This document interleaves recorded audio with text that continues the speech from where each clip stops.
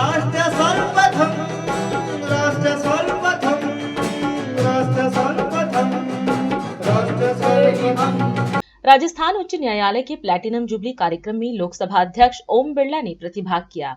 इस दौरान कार्यक्रम को संबोधित करते हुए लोकसभा अध्यक्ष ने सभी को बधाई दी।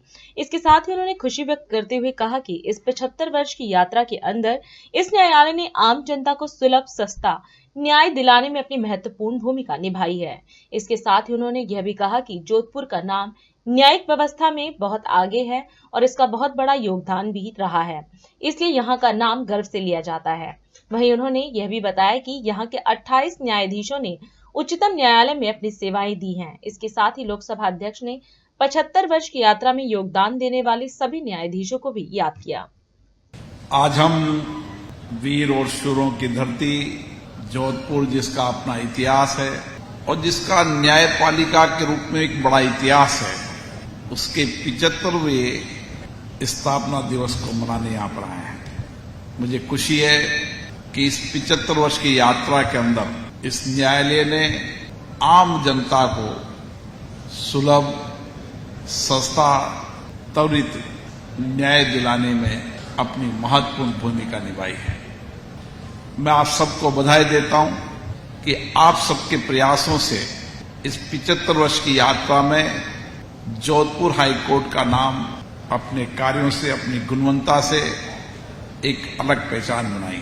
आज मैं उस 75 वर्ष की यात्रा के अंदर योगदान देने वाले जो हमारे बीच में नहीं रहे, चाहे जुडिशियल में जस्टिस रहे हों, चाहे अधिवक्ता रहे हों, उन सबको भी स्मरण करता हूं कि उनके अथक प्रयासों, अथक योगदान से इस यात्रा में उनका भी बहुत बड़ा योगदान है।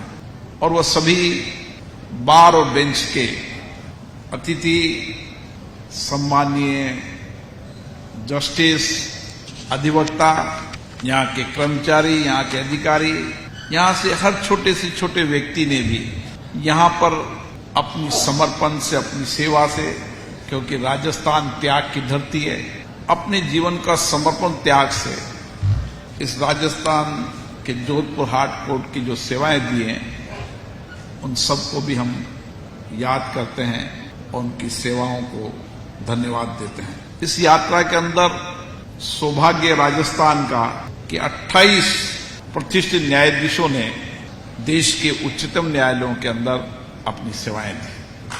यहाँ के कई प्रतिष्ठित अधिवक्ताओं ने देश के अंदर भी सेवाएं दी, देश के बाहर भी सेवाएं दी।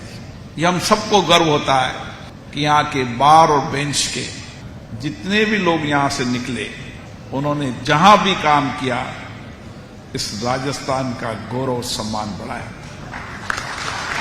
और इस ऐतिहासिक 75 वर्ष की यात्रा के अंदर हमने बहुत सारे परिवर्तन किए और उस परिवर्तन को करते करते आज हम इस मुकाम पर पहुंचे हैं कि हम लोगों को सस्ता, सुलभ, सहज रूप से न्याय दिला सके। लेकिन अभी हमारी यात्रा समाप्त नहीं हुई है। हमारी यात्रा का भी पड़ाव, अंतिम पड़ाव भी नहीं है, क्योंकि हमारी यात्रा का अंतिम पड़ाव जब होगा जब हम प्रदेश और देश के अंदर अंतिम व्यक्ति को त्वरित न्याय दिला दें।